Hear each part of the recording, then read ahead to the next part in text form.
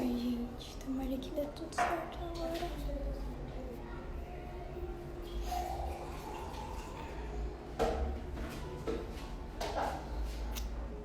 Oi, gente. Estão conseguindo me ouvir? Dá pra ouvir direitinho? Tá sem travar? Tá tudo certo?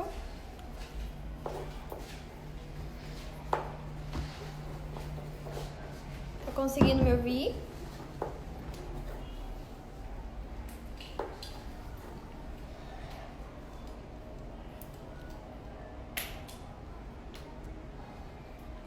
Dá pra ouvir, né, gente?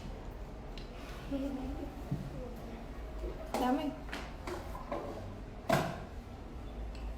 Não? Ah, dá pra ouvir. Que bom. Tomara que dê tudo certo dessa vez. Esperar o pessoal voltar, né?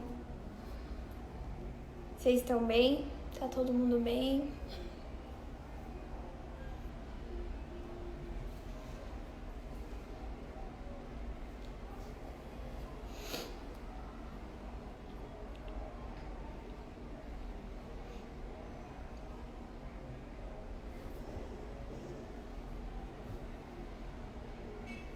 Gente, agora vai dar certo. Eu vou aproveitar, já que a gente vai começar do zero, pedir desculpa pelo acontecido. Infelizmente, imprevistos acontecem, mas agora vai dar tudo certo. A gente colocou um celular novo aqui. E eu queria já introduzir, da mesma forma que eu introduzi o outro vídeo, dizendo que, assim, o nosso intuito com essas lives que a gente vai fazer, com esses vídeos que a gente vai trazer, é ajudar, promover temas que a gente gostaria que fossem ditos e falados por pessoas que têm autoridade e autonomia para falar e que a gente acha que vai ser muito importante e que vai agregar muito para todo mundo. Então, é isso que a Macri quer fazer, quer trazer esses temas que às vezes no dia a dia, nos nossos projetos, a gente não consegue fazer, mas que com essa plataforma da rede social dá pra gente fazer, dá pra gente trazer e vai ser bem legal.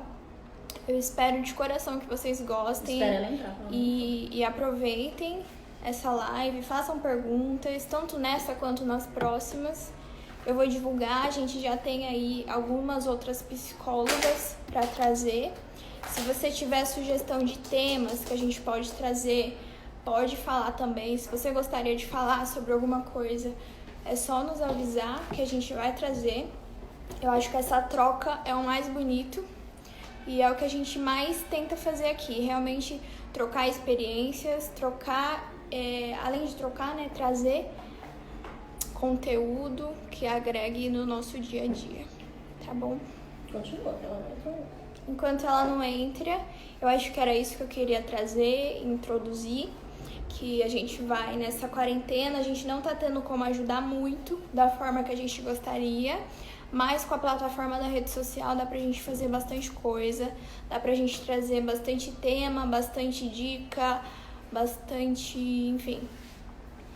Se vocês tiverem alguma dúvida, alguma pergunta, alguma sugestão e etc., podem ficar à vontade. Durante a live, podem fazer perguntas, que eu vou estar de olho em tudo para fazer. Pra Simone. Agora voltou e vai dar tudo certo. Deixa eu pedir pra ela entrar aqui. A Simone ainda não entrou. Assim que ela entrar, a minha mãe volta e introduz tudo de novo. A gente vai fazer tudo de novo bonitinho pra dar tudo certo. Já deu tudo certo. Vocês estão bem, gente? Tô muito feliz. Tomara que dê certo. Que não trave. Se travar, tudo bem. Só continuem aí. Só não pode parar igual parou.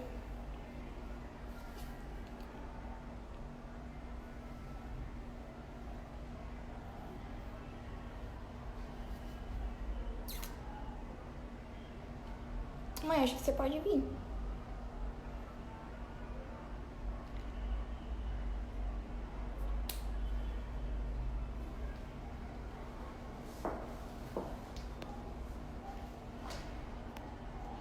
A minha mãe, na verdade, é a psicóloga Irani. Ela tá esperando a Simone entrar pra ela vir falar.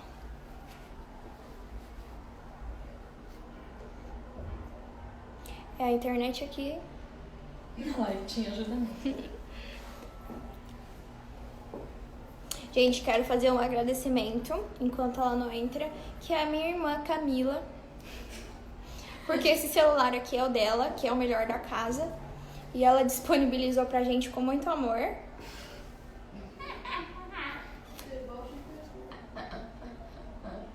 Só que não. A Simone tá lá e não aparece a live pra ela. Gente, vai dar tudo certo. Vamos emanar energias positivas. Simone entrou. Si, muito obrigada. Desculpa. Gente, mil desculpas. Mas agora vai dar certo, tá bom? Não vou ficar falando muito. Eu acho que vocês entenderam o intuito. Enfim. Qualquer coisa, vocês...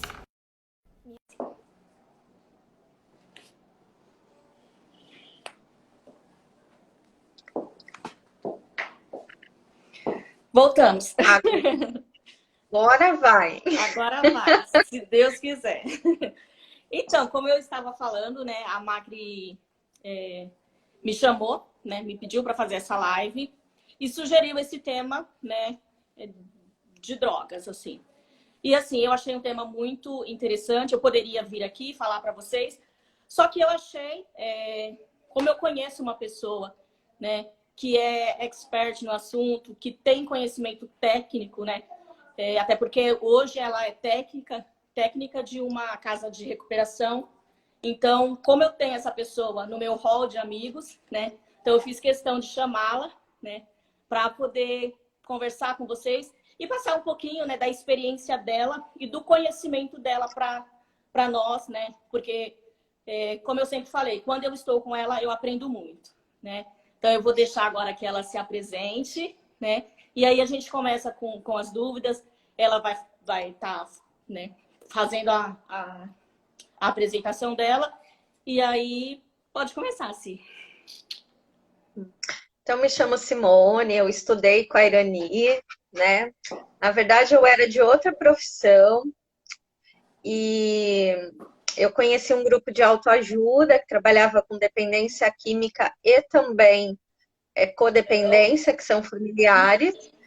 E eu me apaixonei por esse tema e decidi, então, estudar psicologia. Já na faculdade, eu estagiei todo o período em comunidade terapêutica, no CREAS, onde eu trabalhava com pessoas em vulnerabilidade. E sempre estudando e sempre trabalhando. Quando eu me formei, eu fui me especializar. Eu sou especialista em terapia cognitivo-comportamental e trabalho com dependência química há 15 anos. Tenho formação em dependência química e cursos de dependência química a gente faz a todo momento. Nesse momento, inclusive, eu estou fazendo um sobre recaída e conceituação com treinamento de habilidade. E acho que quando eu fui convidada pela Macri, agradeço muito você, a Macri, a Stephanie. É assim o nome dela que fala? Isso, Stephanie. Agradeço muito, sinto um privilégio e assim, aceitei de imediato, porque de fato é um assunto que eu gosto muito de falar. E haja assunto, porque quando eu começo a falar disso, tem que cortar. Mas vamos lá. Pode falar.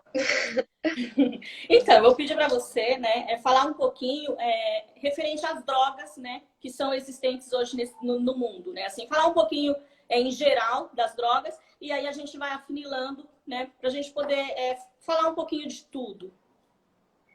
Tá. Para a gente falar de droga, né, a gente precisa saber o que é droga primeiro, né? Droga é qualquer substância que não é produzida pelo nosso organismo, que altera o funcionamento normal do nosso corpo.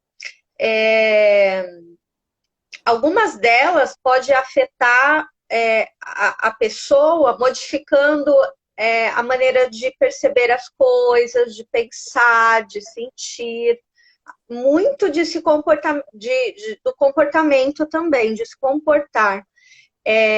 Nós falamos que a droga é a cerejinha do bolo, né?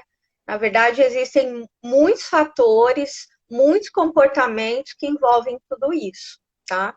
Segundo a Organização Mundial da Saúde, dependência química é considerada uma doença, é uma doença crônica, progressiva, incurável, que pode levar à morte. E E muitas ela pessoas elas tá, não acreditam, né, que isso é uma doença. na verdade, esse é o grande problema, né? As pessoas não se veem doentes, porque se a gente pensar numa doença, diabetes, não tem cura também. Mas diabetes tem um exame, um papel, que ao olhar você visualiza lá dentro das referências, sou diabético, estou diabético, né? Mas dependência química não tem. Dependência química é uma análise feita por um psiquiatra, né? Um médico, pode ser um médico num hospital também, não, mas tem que encaminhar para um psiquiatra normalmente, né? Então, como não tem um exame que faça e critério diagnóstico, as pessoas só percebem o movimento da doença quando elas estão definhando, quando elas estão de fato no fundo do poço, né? Enquanto elas não estão, elas estão lá usando a droga, porque a droga, na verdade, ela traz sensação de bem-estar. Eu costumo dizer para os acolhidos, né, para os meus pacientes, se usar droga fosse dar uma martelada no dedo, ninguém estaria aqui procurando ajuda. Droga é bom, né? E é isso que a gente deve dizer para os nossos filhos. Usar substância química, de fato, é bom. Traz alguma sensação de bem-estar, não importa qual seja. O menino tímido na festa, se beber um gole de álcool, tem coragem de conversar com a menininha, tem coragem de dançar, né? Muitos pacientes falam para mim que a cocaína deixa ele ligado para trabalhar a noite toda. Então, assim, realmente a droga traz um benefício, mas ela traz muita consequência também, né? E esse é o grande problema. As pessoas não visualizam. Quando as pessoas procuram tratamento, que elas percebem 1 mês de tratamento, eu já engordei, eu tô bem, é melhor eu ir embora. Então, esse é o grande problema. As pessoas não têm noção da doença que é. Uma doença muito grave, crônica, né? E, como disse, pode levar à morte, né? Então, existe drogas lícitas, né? Que é vendida por lei, na padaria, no posto de gasolina, que é a bebida alcoólica, que é o cigarro, os solventes, como cola de sapateiro, cola, por exemplo, e alguns medicamentos. Eles são vendidos, né? E por lei, eles são legalizados, né? Muitas vezes eu digo que a nossa sociedade, né, as leis são bem hipócritas, porque nós paramos com o nosso carro no posto de gasolina para abastecer, é proibido dirigir e beber, né? Proibido beber e dirigir. E muitas vezes no posto de gasolina tem uma loja de conveniência que vende cerveja, que vende garrafinha de vodka, enfim. Então, tá aí no meio ambiente, tá no meio da gente, né? O cigarro é uma droga que mata muito, que causa câncer. Muitas pessoas ficam dependentes com muita facilidade, mas tá aí, tá vendo, né? E existem as drogas ilícitas, né? Que elas são proibidas. A maconha, a cocaína, a crack, LSD, né? Heroína não é muito usada aqui no Brasil, mas tem também. Enfim, essas substâncias, algumas são depressoras para o sistema nervoso central. Elas diminuem a atividade do nosso cérebro. A pessoa que faz uso desse tipo de substância, ela fica desligada, devagar, desinteressada pelas coisas, né? Pode ser álcool, pode ser ansiolítico, morfina, heroína, inalantes, solventes. Isso dá uma rebaixada. Falando do álcool um pouquinho, o álcool é uma substância que, num primeiro momento, ele é uma substância estimulante.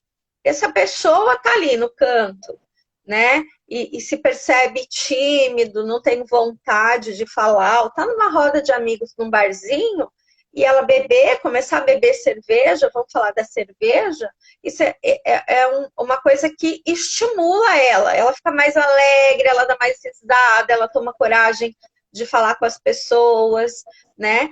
Mas se ela continua bebendo, ela é uma droga depressora. Muitos alcoolistas, tá? Tem problema com depressão, tá? Depressão é uma comorbidade que está junto, né? Comorbidade é uma segunda doença, né? Que a gente fala que tem associações com as drogas. Sempre é normal ter uma comorbidade associada ao alcoolismo ou ao uso de substância, como a depressão, ansiedade, transtorno de pânico. É muito comum a gente perceber isso. E tem as drogas estimulantes do sistema nervoso central. Elas aumentam a atividade do nosso cérebro. A pessoa que utiliza dessas substâncias, ela fica mais ligada, elétrica, sem sono. Então, como disse, a cocaína, as anfetaminas, elas são muito utilizadas à noite, né, por pessoas que precisam trabalhar à noite, às vezes estão caídos, estão com sono, enfim. Eu preciso ficar ligado para fazer alguma coisa. Aí a pessoa utiliza esse tipo de substância. E tem pode falar. Aí quando você fala, né, dessa cerveja, às vezes a gente fala, eu tomo cerveja, né, só no final de semana, né? Qual é o risco da pessoa ficar dependente, né, desse só o final de semana? Então, aí precisa se avaliar um monte de coisa, né? Eu posso responder daqui a pouco isso, porque aí a gente fala, porque eu vou falar sobre isso, né? Porque precisa se avaliar um monte de coisa. Nosso país, todo mundo bebe socialmente. Exato. Um engradado de cerveja no final de semana. É socialmente. Mas é socialmente. Então, assim, existem vários fatores por detrás disso, mas aí a gente já fala rapidinho, daqui a pouquinho, tá? E existem as substâncias que são perturbadoras, né? Da atividade no sistema nervoso central. Elas modificam qualitativamente a atividade no nosso cérebro. A mudança de realidade, o cérebro passa a funcionar fora do normal, a pessoa fica com a mente perturbada, causa alucinações, né? Ela deixa a pessoa mais lenta na fala, no andar, né? Claro que vamos falar da maconha, por exemplo, não é a pessoa que usa só o final de semana, mas é uma pessoa que tem uma quantidade que já é dependente da substância, né? Muitas pessoas usam a maconha também socialmente. A maconha é meio que as pessoas conhecem como um ervinho, uma planta, né? Que é natural e que tá tudo bem. Mas não é. Ela é uma droga perturbadora e ela causa dependência também. Né? Há uma briga no nosso país, libera ou não libera, mas os países que liberaram o uso da substância, por exemplo, tem grandes problemas nesses países, né? Então, a gente precisa pensar muito no que a gente vai fazer com relação a liberar ou não liberar, né? Agora, existem esses fatores, como eu disse, quais são os tipos de uso, por exemplo, né? Tem gente que usa de vez em quando, é um uso ocasional, né? Começo a usar num sábado, numa festa, e aí eu percebo. Por quê? Porque isso me traz recompensas, né? Me traz um ganho de algo. Se eu sou uma pessoa tímida, se eu uso numa festa álcool, a substância em si, eu consigo, então, conquistar a menininha, eu consigo falar com todo mundo, eu viro a atração da festa, e isso é muito legal na cabeça da pessoa, né? Então, mas esse é um uso Mas a gente ocasional. sabe que depois, né, desse êxtase, né, que a pessoa tem, né, atrás vem várias consequências, né? Dentre elas, uma grande depressão. Uma grande depressão. A pessoa que usa, ela tem sérios problemas, né? Tem gente que usa demais e muitas vezes aí a gente está falando de abuso, né? A pessoa que já está usando todo final de semana, começa a usar sexta, sábado e domingo. Tem gente que não consegue ficar sem usar, e aí nós estamos falando da dependência, né? A pessoa já não consegue ficar sem a substância. E esse aí é que está o problema, né? Só que até a pessoa entender isso, ela vai passar por algumas fases, né? Na dependência química, a primeira fase, na verdade, da pessoa, ela não visualiza prejuízos, né? A família pode até orientar, pode até falar, mas ela não visualiza, ela diz que ela para quando ela quiser, né? E, na verdade, ela não consegue parar quando ela quiser. A droga, Na ela vai verdade, tomando o poder, né, da pessoa. Exato, e ela vai, a pessoa vai ficando cada vez mais precisando daquilo para sobreviver. Então, como eu disse, ela é progressiva, né? Ninguém começa usando maconha 3 vezes por dia, ninguém começa bebendo um engradado de cerveja, 1 litro de vodka, de conhaque, enfim. Mas as pessoas não entendem, né, que é progressivo. E aí ela começou a usar, dar um pega na maconha, como eles falam lá atrás, e depois ela percebe que ela precisa de uma maior quantidade, cada vez mais ela precisa de quantidades maiores para poder sobreviver, né? E aí, no momento que ela decide pedir ajuda, tá? Porque nesse momento que ela não enxerga, ela não consegue pedir ajuda. Só as pessoas, ela é motivada a fazer um tratamento pelas pessoas, não por ela. Ela consegue fazer entender que ela precisa quando ela entra na segunda fase, que é como se fosse uma balança, né? Ela entende os prejuízos, mas ela também entende o quanto a substância causa um prazer para ela, né? E aí ela não consegue, se ela não entrar por um tratamento, ela não consegue ficar abstinente. Ela fica um curto período de tempo e retorna ao uso da substância. Então, ela precisa de um tratamento nesse momento, né? Mas muitas vezes é motivado pela família, esses tratamentos.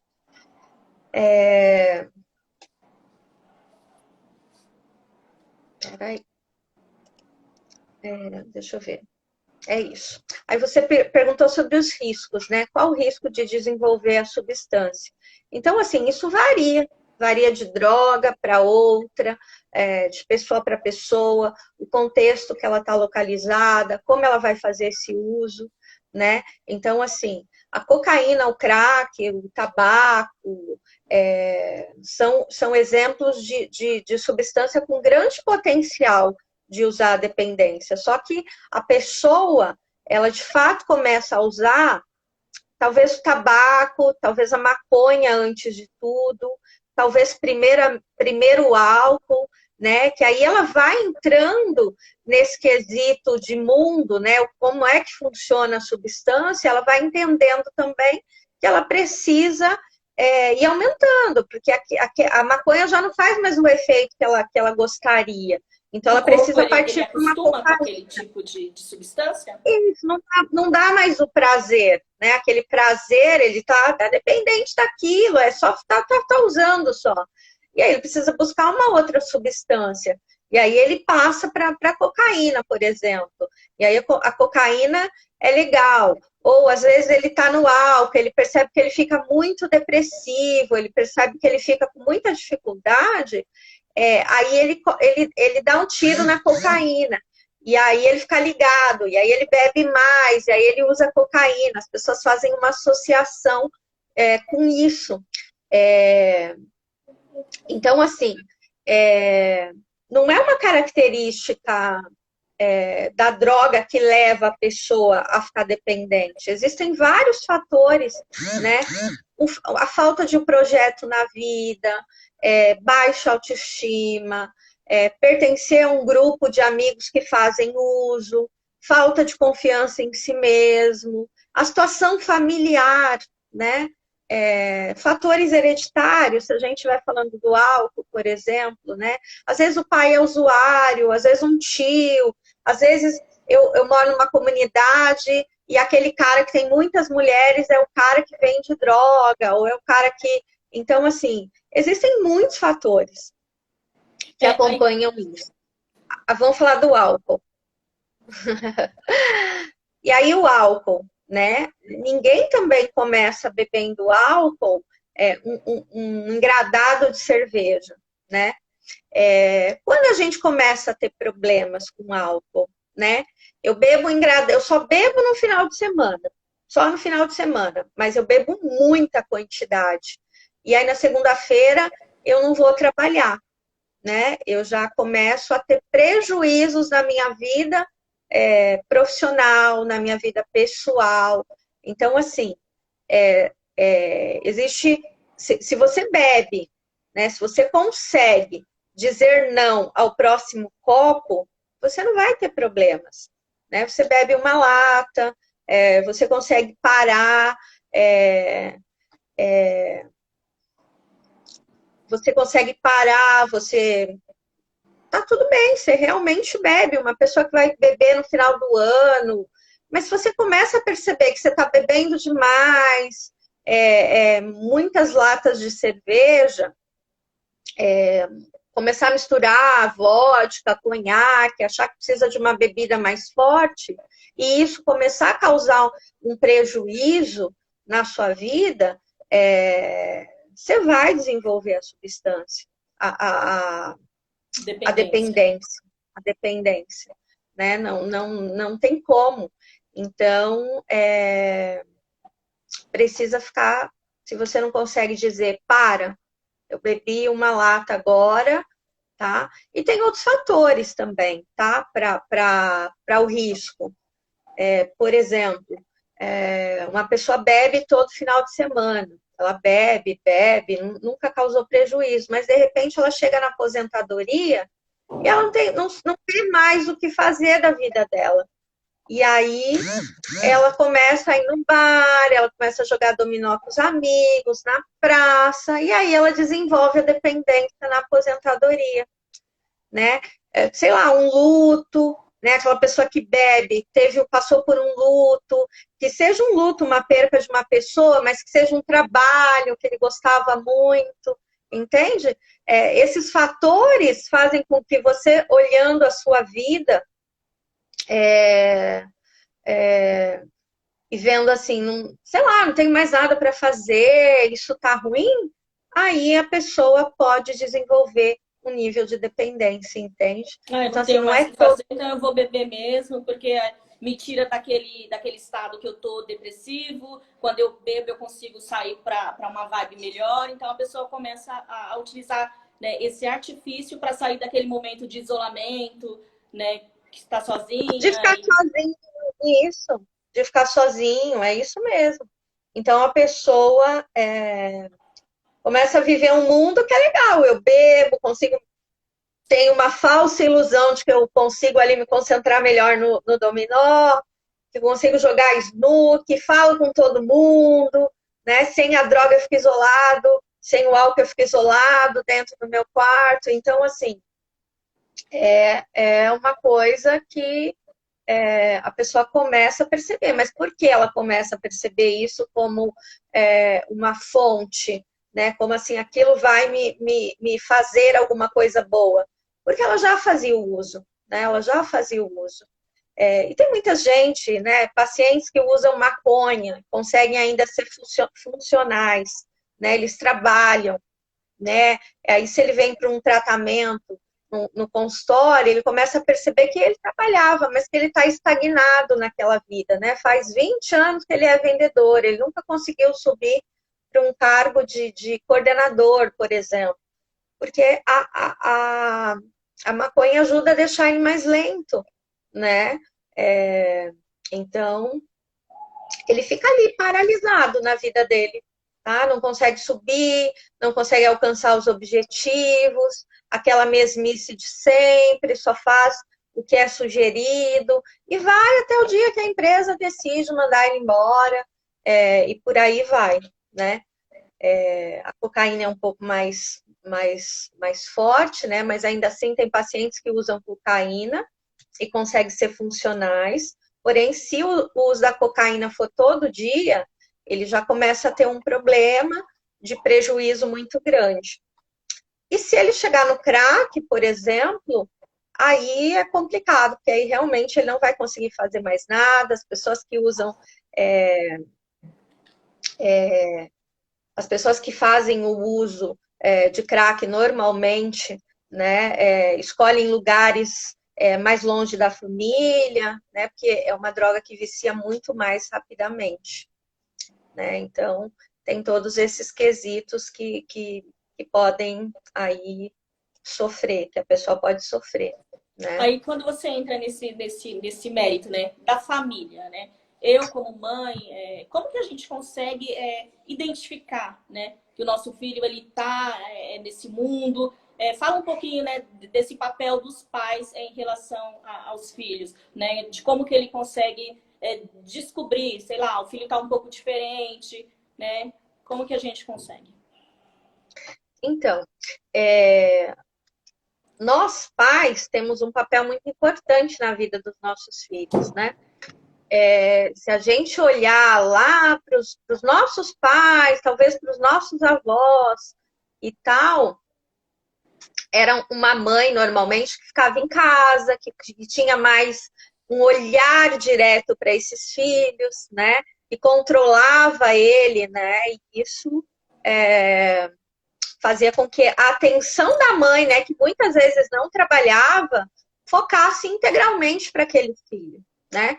Aí a gente chega nesse mundo que a gente vive hoje e o pai e a mãe têm que trabalhar, as famílias mudaram, às vezes é só a mãe ou só o pai cuidando de um filho e ela tem que trabalhar para sustentar a casa, e aí o filho começa a ficar sozinho em casa, às vezes tem problema com famílias que são muito...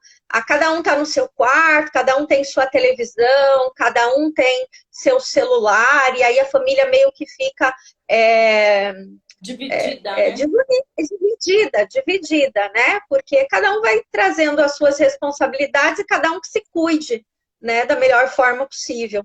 E aí são aquelas famílias que não olham muito, né? E aí os filhos também tendem a ter alguns problemas. Mas também não Ou dá aquelas para filhas culpar que... a família, né? Às vezes...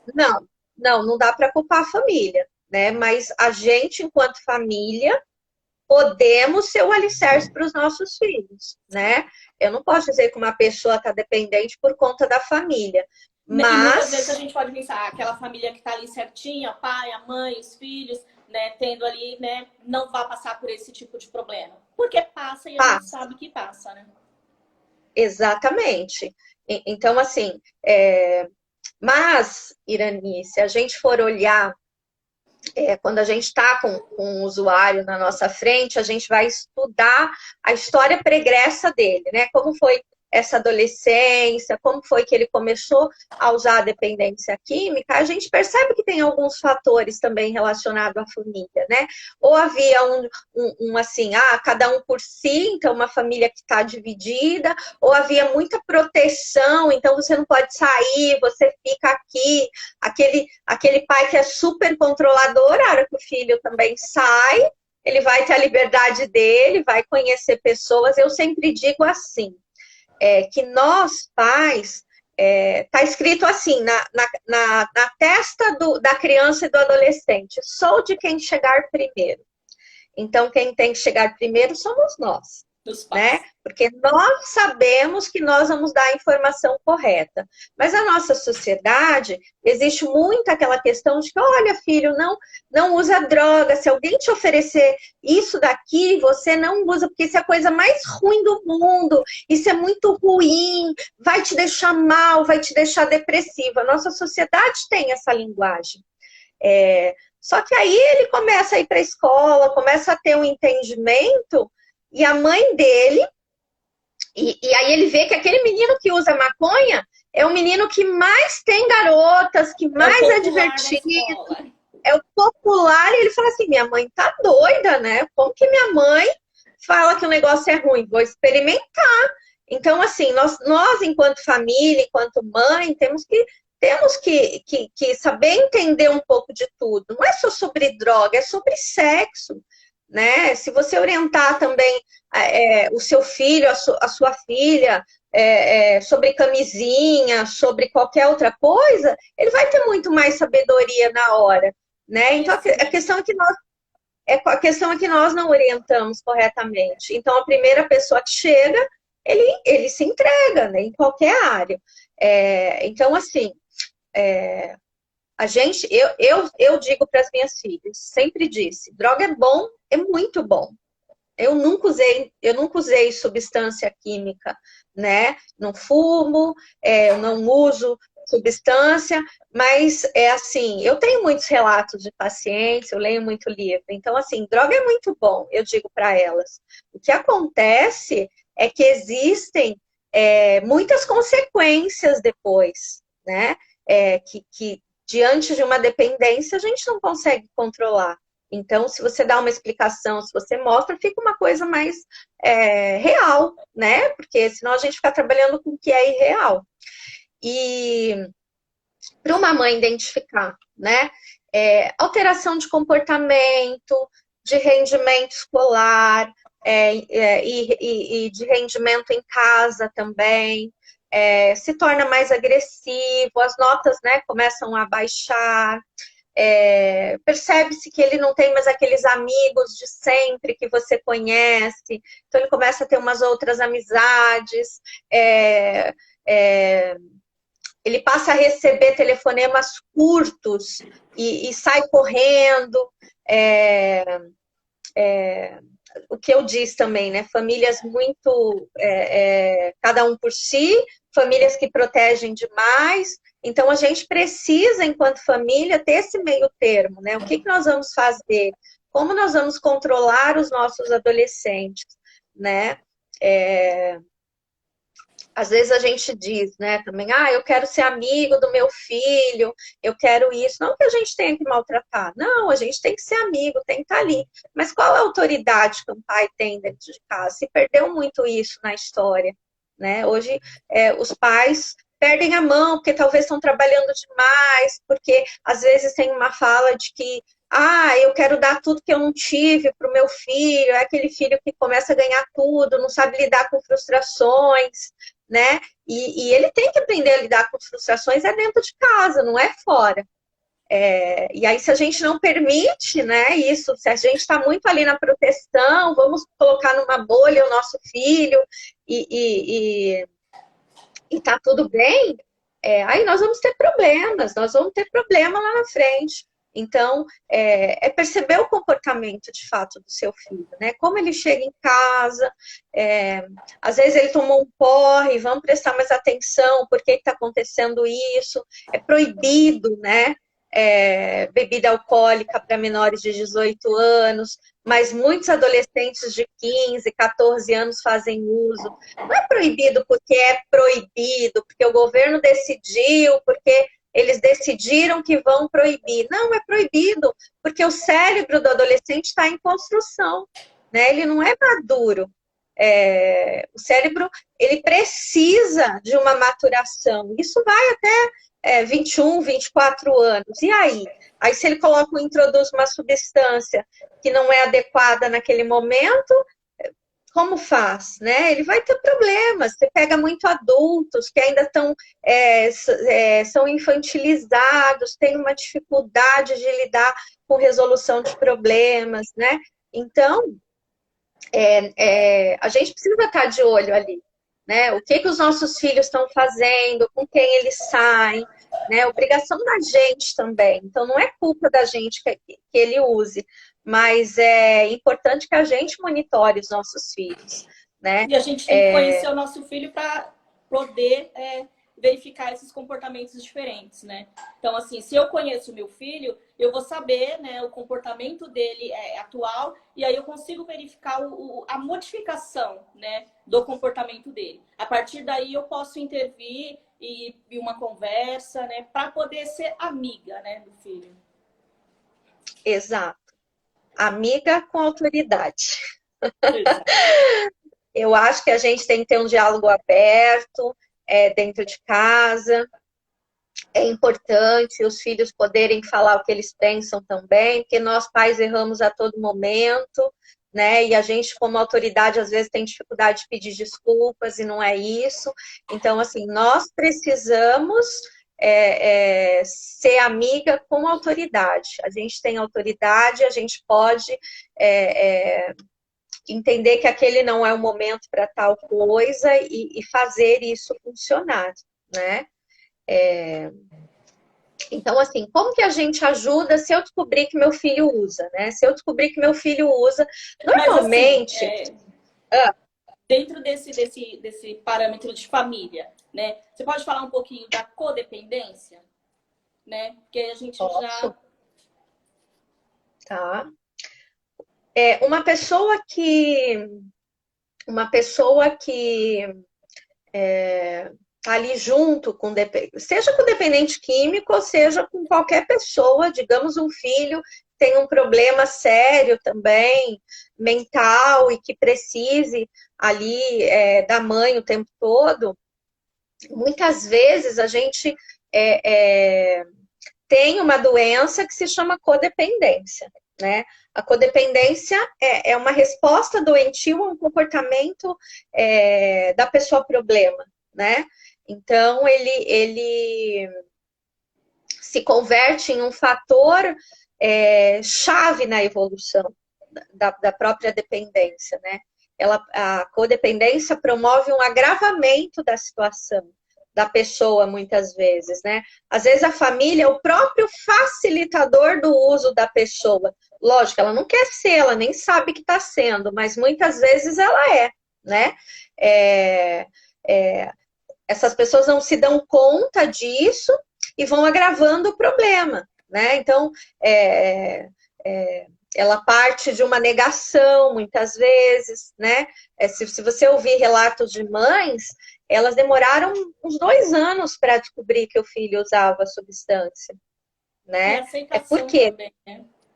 Porque a gente nega, né? Ah, seu filho tá caindo com aquele menino que usa.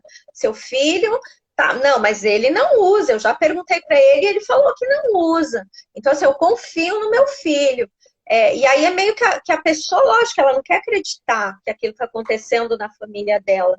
E às vezes ela é facilitadora, né? Ele chega 10 horas, daqui a pouco ele chega 11, daqui a pouco 2, e ela não vai, essa autoridade não existe enquanto adolescente, né? Eu não consigo ir lidando com isso. Ele muda de amigos, ele tá agressivo dentro de casa. Se você chegar 2 horas, eu vou fechar a porta. E aí você faz coisas que você não consegue cumprir efetivamente. E aí isso vai se instalando, né? Aí as pessoas não conseguem ver, mesmo depois que descobriram, elas falam assim, não, eu não sou o problema, né? O problema principalmente para essas famílias fazerem um tratamento. Porque a doença, às vezes, traz depressão para aquela mãe, a doença traz uma ansiedade muito grande, ela não consegue dormir pensando que horas que aquele filho vai chegar, né? O que pode acontecer? Será que tocou a campainha, o telefone, será que meu filho morreu? Então ela passa a desenvolver muitos problemas, às vezes de saúde física, tem problemas de pressão alta, enfim, né? Então, muitas vezes, falar para o familiar que ele também precisa de ajuda é uma tarefa muito árdua, tá? E o familiar precisa. Ele diz assim, eu não sou codependente, mas o filho tem um filho que é neto dessa pessoa e quem paga pensão é ela, né? Por exemplo. É uma forma de você estar ali. Eu estou ajudando meu filho, mas aí meu filho está ali usando droga, entende? Então, assim, a responsabilidade é de quem? De pagar a pensão? É minha? Tudo bem, tem aí uma lei que diz que os avós têm que pagar, e não é disso que eu estou falando. Eu estou falando daquela mãe que assume a responsabilidade de fato do filho. Ele não arrumou a cama. Isso, ele não arrumou a cama. Ele está dormindo até mais tarde hoje, porque ele está muito cansado. Hoje ele não vai na empresa, a mãe liga na empresa e diz que ele está passando mal, não que ele ficou bebendo no domingo, entende? Isso é uma forma de codependência. E a gente acaba sendo facilitadora, assim, eu estou ajudando, né? Eu estou sendo coadjuvante aí, eu estou ajudando ele nas mentiras que ele está contando, enfim, e vou. Existem 4 etapas para a codependência, né? Na primeira etapa, o mecanismo é a negação. Então, assim, ocorre uma tensão, um desentendimento, as pessoas até deixam de falar sobre o que realmente pensam e sentem dentro de casa. E aquela coisa, eu estou ali negando que meu filho usa. Está todos os vizinhos sabendo, mas eu não sei. Né? Meu filho não usa droga, tá tudo bem com meu filho, eu ainda ligo na empresa, falo que ele tem um problema de saúde, enfim. Num segundo momento, a família começa a demonstrar preocupação, né, com essa questão. Ela já viu que ele usa substância, né? Ela já viu que ele tem um problema, e aí ela tenta controlar o uso dessa pessoa, né? Ela tenta ser cúmplice dele de alguma forma, entende? Acaba sendo então, conivente, né? Tá tudo bem, sabe? Eu vou controlar, mas você só pode beber um pouquinho, entende? E aí eu entro nessa questão. Na terceira fase, a família começa a se desorganizar, tá? Pode ser que os filhos assumam papéis mais rígidos, mais previsíveis. Às vezes as famílias assumem responsabilidades que não são suas, né? E assim vai perdendo a oportunidade de perceber as consequências, né, do uso. Então a família vai subindo escadas também nesse quesito, né? Então, no quarto estágio, a família está numa exaustão emocional muito grande, ela tem problemas graves, ela começa a desenvolver transtornos, depressão, como eu já disse, ansiedade, outras coisas mais. A saúde das pessoas vai ficando insustentável, a situação em casa vai ficando insustentável, levando ao afastamento dos membros, gerando desestruturação. É aquela mãe que não vai abandonar o filho porque é mãe, né? É aquele filho dizendo assim, eu devo precisar usar cocaína porque minha mãe não dá atenção para mim, minha mãe só dá atenção para aquele que usa droga, né? Porque como codependente, a mãe vai dar mais atenção àquele filho, de fato que tem um problema, que precisa dela. Ela entende que é aquele que está doente, né? Sem saber que está doente, mas aquele que está causando o maior problema é quem ela vai ficar em cima. E os outros filhos começam a perceber, começam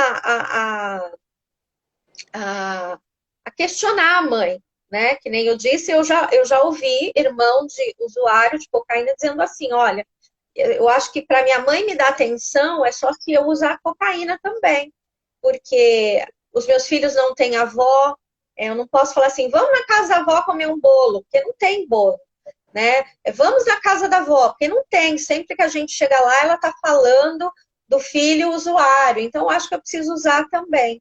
Então, ou também, no caso de, vamos falar de alcoolismo, às vezes o filho toma uma troca de papéis dentro de casa. O filho assume as responsabilidades que deveriam ser do pai, e aí ele começa a ser o provedor da família, né? Ajudar aquela mãe com mais dinheiro, mas aí ele começa a tomar todas as responsabilidades, ele fica mais responsável. Então, assim, existem um monte de fatores que levam essas famílias a ficar desestruturadas, muitas vezes a não perceber que tudo isso está acontecendo e que precisa de ajuda, né? Existem grupos de autoajuda para familiares, Amor Exigente, Naranon, Pastoral de Sobriedade, celebrando a recuperação. Então, assim, existem muitas coisas que a gente pode fazer com relação a isso, né? E muitas vezes a gente acha que isso não é importante. Que se meu filho não quer, né? A gente acha que eu não preciso passar por isso, né? Para que eu vou passar por isso? Então, assim, inicie um tratamento, mesmo que a pessoa que apresenta o problema não queira participar, né? Não espere por ele. Todos os membros da família precisam enfrentar o problema mudando a própria atitude, porque às vezes a sua atitude está sendo facilitadora, né? Então, precisa mudar a estrutura familiar, para que esse membro comece a entender que, de fato, ele tem um problema. Mas o que acontece é que a gente percebe que se ele não procurar uma ajuda, a família também é uma ajuda para ele. Mas a família não quer procurar uma ajuda para ela, porque ela acha que ela não tem problema, né? Vai aquele pai lá e diz assim, eu bebo todo final de semana, eu pago as minhas contas, eu não uso droga, entende? Eu fumo e bebo, quer dizer, são drogas lícitas, né? E por ser drogas lícitas, você entende que tá tudo bem. E se você, às vezes o pai chega lá e fala assim, ele é um vagabundo, ele só usa droga, ele é isso, ele é aquilo, e o pai tá com um maço de cigarro no bolso, né? Então, convida esse pai a tirar esse maço de cigarro do bolso para ver se ele consegue ficar sem o maço de cigarro, né? É muito difícil, a dependência do cigarro é uma dependência muito grave. Então, ele não aceita.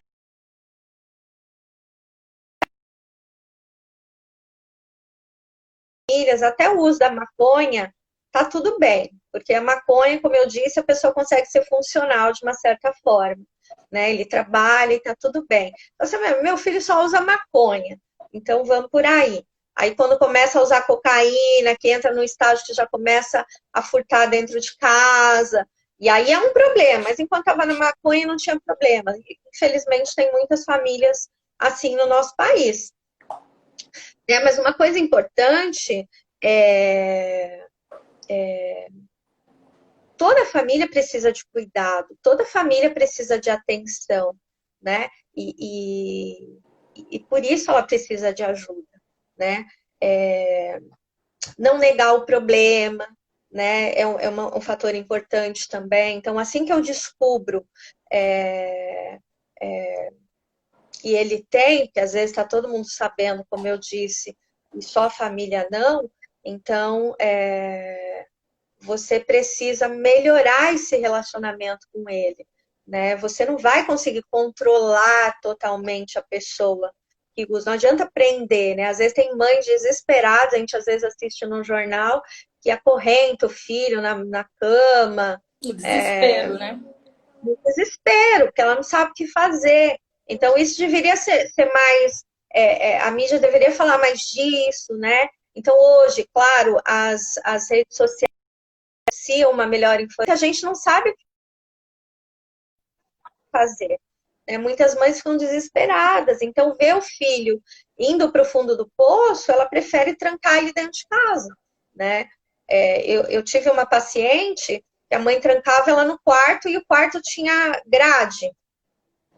Mas ela conseguia que uma pessoa desse a maconha para ela ali pela grade da janela. Então, assim, é complicado. Então, essas pessoas precisam de tratamento. A família não é capaz de fazer isso. A Sozinha, família não. precisa, sozinha não. A família é um alicerce muito importante nesse quesito, mas ela não consegue sozinha. Ela precisa do apoio de profissionais, de pessoas qualificadas para conseguir ajudar não somente a pessoa que está dependente, mas a própria família. Por isso existem os grupos de autoajuda. Então, é importante, né? E se a gente está falando de uma doença, já entrando nisso, que é uma coisa que as famílias também muito ficam desesperadas, é que a pessoa vai para um tratamento e ele tem que sair de lá para nunca mais usar droga. Mas nós estamos falando de uma doença. E toda doença tem recaídas. Recaídas faz parte do processo, né? O que não é normal é não recair, entende? É normal. Vamos falar de qualquer coisa. Vamos falar de uma pessoa que teve câncer, que fez o processo, e aí o câncer voltou. Então, assim, ela precisa de uma manutenção. E é assim com a dependência química, só que com a dependência química a gente não acredita que é uma doença, que ela possa voltar. Então você vai para determinado lugar, faz uma desintoxicação, até Porque não tem um entende. atestado, né? Mostrando, eu sou Isso, doente. tem, Então, muitas tem. pessoas eu preciso do atestado para provar que eu sou um doente, né? Muitas vezes é por esse motivo que eles não conseguem. Na verdade, tem laudo, mas não tem um exame, né? Não tem um exame de sangue, não tem um exame que diz assim a referência, igual você faz um exame de urina, de tal referência a tal você não tem problema, de tal a tal você tem. Não tem isso. Então fica difícil mesmo de você acreditar que é uma doença, Sim. né? Às vezes eu falo para o paciente, é uma doença crônica, progressiva, ele me olha e fala assim, então não sou vagabundo? Então eu não sou um pilantra, não uso? Porque ele também não tem essa informação de que há uma doença. Ele simplesmente usa. Então, assim, a gente precisa acolher essa pessoa, né, como um desejo para que ele mude também. Porque se a gente for ameaçar, se a gente vai falar, eu vou fechar a porta e não vou abrir, aí daqui a pouco, a hora que ele toca a campainha, que ele bate, você vai lá e abre, você ameaçou e não cumpriu, aí piorou a sua situação, né? Então, antes de qualquer restrição ou determinante de um limite, pense se você vai ser capaz de cobrar isso, né? Pensa se você vai conseguir fazer aquela promessa que foi feita. Normalmente você não consegue, normalmente são promessas ao vento. Você faz, mas isso você não consegue cumprir. E aí ele aprende, né? Porque a gente tem comportamentos, a gente sabe como lidar com os nossos pais, desde bebezinho, né? Os bebezinhos aprendem que se ele chorar, ele ganha o peito. Então, assim, são comportamentos que você vai aprendendo. E aí ele aprende também a lidar com a mãe, em que momento que ele fala com aquela mãe, em que momento que ele fala com aquele pai, em que momento ele consegue. Então, a gente tem que aprender a ter diálogo, que não seja centrado sobre as drogas somente, sim, Lucy, sobre todos os assuntos. Oi. Deu 1 hora de live, a nossa live vai cair, aí eu já te chamo de novo pra gente continuar, tá bom? Beleza. Olha, a live vai cair, porque já deu 1 hora de live. Então, assim, vai cair, mas eu já vou reconectar e voltar. Eu quero vocês todos, tem 14 pessoas, eu quero essas 14 pessoas novamente aqui, tá bom? Então, assim... E chamem outras pessoas também. E chamem outras pessoas, que agora a gente está chegando já no final, né? Então, tem bastante informação importante aí para as pessoas que estão passando por esse problema, né? Ou conhece alguém, né? Para passar essas informações para eles, né? Que pode procurar tanto a Simone quanto eu, né, para poder auxiliar nessa busca aí de uma recuperação, tá bom? Então, só um minuto que a gente já volta. Já pode encerrar.